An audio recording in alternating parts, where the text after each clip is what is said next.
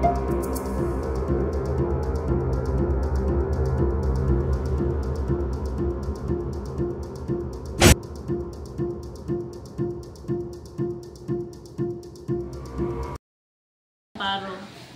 So, nandito ako para magbigay din ng part ko. Kanya-kanya naman freedom of speech. So, kini ako Tagalog ko pero marunong na ako magbisaya kasi sa kingdom ang language na mo dito Bisaya. Para magtagalog o Bisaya, pwede naman siguro. Ako si Nessa Lamparo, na member ko ay nag-worker ko or na ilan ako ang Kingdom 2010. Na nag-worker ko 2012. Kaya pasalamat ko kay Pastor na ilhan ako ang Kingdom. Kay kung sa mahihain talaga ako. Pero nung nakilala ko ang Ministry of Kingdom of Jesus Christ, talagang binigyan ako ng tinuruan kami ng anak paano manindugan sa aming kaugalingon. Na talagang word of the Son, talaga na masabi mo na kung anong totoo. Kaya yung mga naririnig nyo, mga nagtitestify sa Senate, Diyos ko, please lang, huwag kayong maging one-sided. Madami kami dito, magpapatotoo kami kung sino talaga si Pastor Apollo Sikibuloy. Amen. Lahat kami dito, pwede nyong i-invite.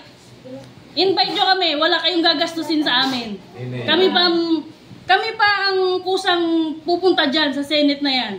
Bigyan nyo lang kami chance. Para fair naman tayo. Kasi napaka-unfair nyo na na lahat ng sinasabi nyo tungkol kay Pastor, maling-mali. Wala talagang tinama sa mga sinabi nyo. Kami dito, wala kaming script. Kusang loob. Ba't yung mga witnesses nyo dyan? Nakatabon pa ng mukha. Naka-script pa. Tingnan natin kung sino totoo sa atin. Kaya, please lang. Kung kayo mga nag-witness dyan, sabihin nyo ang totoo. Yung manindugan kayo sa sarili nyo. Yung wag kayong dyan kayo magkuhan sa side na mali. Diba? Para, ginagamit lang kayo Dapat alam nyo, paulit-ulit na tinuturo sa atin ni Pastor na lahat, dapat alam nyo yun bago pagpasok nyo pa lang sa kingdom diba? Not my will, but your will be done. Kaya dapat, manindugan talaga kayo. Ako, pagka worker na ako, 2012, pinag-aral ako ni Pastor. Nag-Bible school ako. Pinadala niya ako ng Hong Kong. Nag-missionary ako sa Hong Kong. Pinadala kami Dubai. Nagkuhan din kami sa Dubai. Pasalamat kami. Di kami makakarating sa lugar na yan kung hindi dahil sa ministry ng Kingdom of Jesus Christ. Diba? Kaya yung mga Arlenstone na yan, sila yung mga alias pa, dalhin niyo yung mga totoo niyong pangalan. Harap-harap kayo dyan sa Senate, tapos magtabon-tabon kayo ng mukha nyo, ng mga may alias pa kayo. Kami dito, lahat kami, nagsabi kami ng totoo namin pangalan. Nakalantad namin mga mukha. Kung hindi kami natatakot, mamatay mabuhay kami dito, tatayo kami sa reputasyon ng anak, Pastor Apollo Sikibuloy. Amen. So, nagpapasalamat kaming lahat. Kung ano man yung, hindi pa huli, yung mga witness nyo, pwede nyo, yan? Wala sila magagawa. Kung ang totoo, isabi nyo, sabihin nyo talaga. Huwag kayong matakot kung sino man yung may binayaran man kayo o kung ano man yan.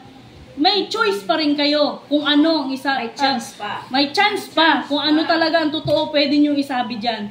Pwede nyo ilahad-lahat. Walang makakapigil sa atin mga kapatid. Kung lang na. Pasalamat talaga ako kay Pastor na lahat ng kabutihan, mga salita ng Ama na dapat hindi natin malalaman through the Son, nalaman ko, tsaka naisabuhay ko. Ngayon, nandito ako sa labas, ex-worker din ako. Galing din ako sa ministry. Pero, wala, ginawa ko yung kalooban ko na hindi sa nakakalooban ng Ama. Nadisiplina din ako. Pero, hindi dahilan yun na ang igaganti mo sa anak, kasamaan. Hindi ano yun. Alam ko sa sarili ko, nagkasala ako, tumanggap ako ng pagkakamali. Hindi ko kaya yung kaya lumabas ako. Inilabas ko yung sarili ko doon kasi kung mas masasaktan ko ang damdamin ng anak ni Pastor. Kasi puro kabutihan ang tinuturo ni Pastor sa amin.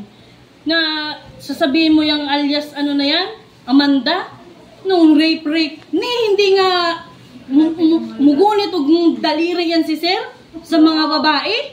Nakakita ka ba mga picture taking, nagunit ba na sa mga babae?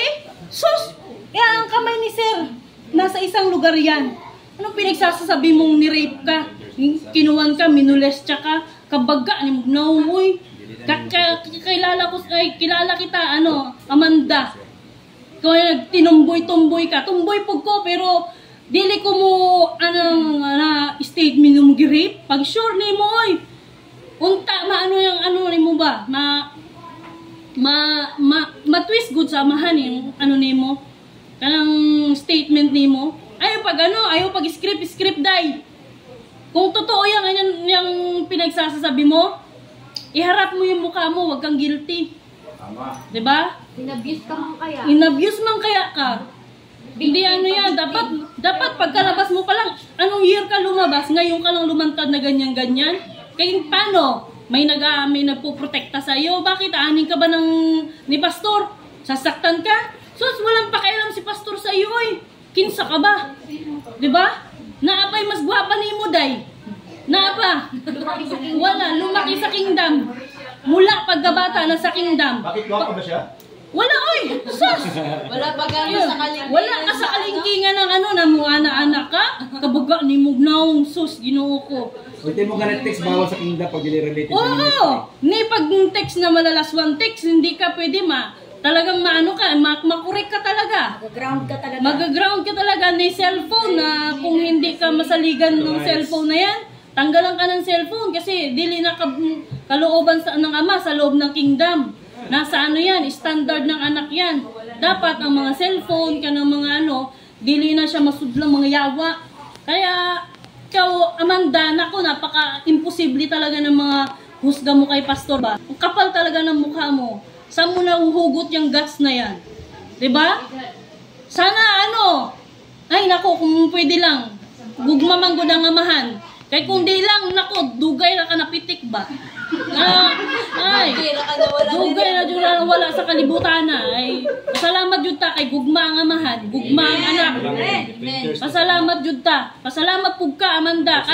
Kahit ganyan ka kayawa, kahit dako na yawa sa imuha, nakay chance day. Pag ampo, pinagpipray pa nga namin pinagpipray namin kayo lahat. Na maparehas sa tuwa. Maparehas kamo sa amua na unsay tudlo sa ato sa anak. Yun dapat yung natin lifestyle nato. Dili yung mo anib ta sa mga trabaho sa yawa. Di na inanaday. Kamo mga nagpagamit mo sa yawa. Pasuhol. Diyos ko, nagpasuhol mo ay maluoy in tawon mo sa inyong mga kalag. Diba?